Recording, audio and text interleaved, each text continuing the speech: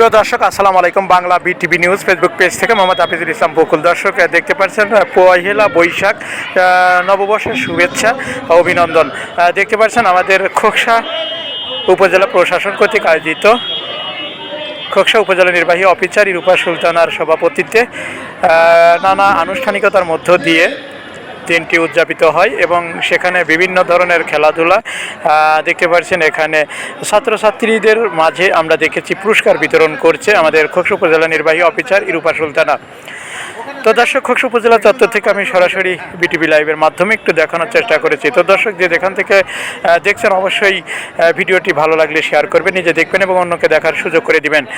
এখানে দেখতে পাচ্ছেন হাডুডু, লাঠি খেলা এবং বিভিন্ন ধরনের খেলাধুলায় অংশগ্রহণ করেছিল সেই যারা প্রথম স্থান এবং দ্বিতীয় স্থান অধিকার করেছে তাদের মাঝে পুরস্কার তুলে দিচ্ছেন আমাদের খোকসা উপজেলা নির্বাহী অফিসার ইরুপা সুলতানা।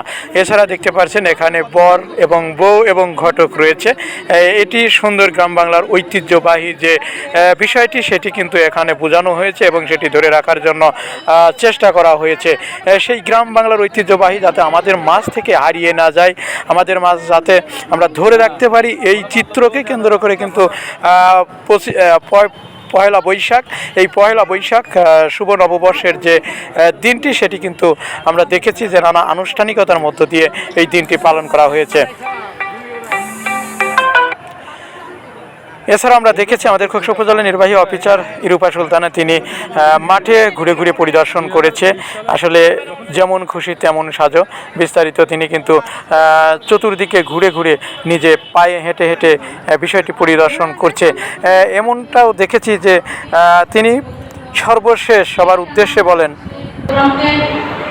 সফল করার জন্য বিভিন্নভাবে কষ্ট করেছেন।